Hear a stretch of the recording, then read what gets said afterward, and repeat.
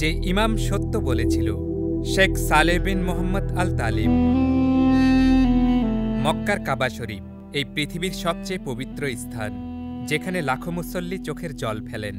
ঠিক সেখান থেকেই এক ইমামকে তারা ধরে নিয়ে গেল, তাও আবার কাবার এক ইমাম।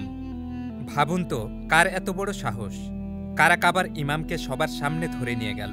কেউ কোনো প্রতিবাদ করার সাহস পেল না। হ্যাঁ, এমনটাই ঘটেছে। সেদিন কাবা শরীফের মিম্বরে দাঁড়িয়েছিলেন এক ইমাম, শেখ সালেহ বিন মোহাম্মদ আল তালিব।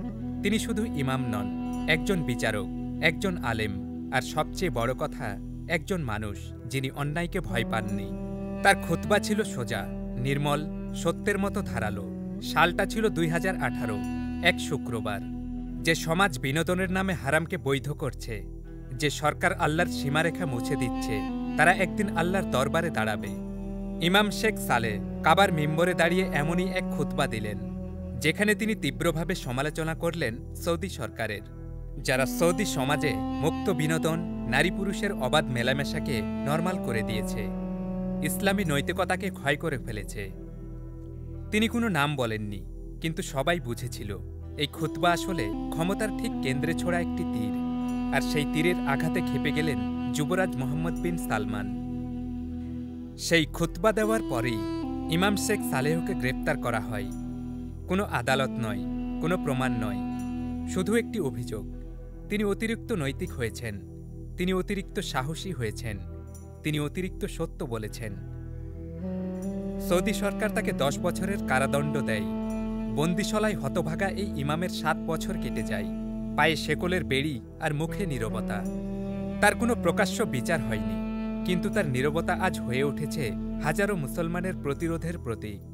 যেখানে সৌদি যুবরাজের ভয়ে সবাই নতজানু, সেখানে শেখ সালেহ বিন মোহাম্মদ আল তালিব দাঁড়িয়েছিলেন সত্যের প্রতীক হয়ে। সম্প্রতি 29 সেপ্টেম্বর 2025 খবর আসে তিনি মুক্তি পেয়েছেন, কিন্তু শর্ত সাপেক্ষে। তার পায়ে লাগিয়ে দেওয়া হয়েছে ইলেকট্রনিক এক যন্ত্র, যেটা তার গতিবিধি পর্যবেক্ষণ করবে।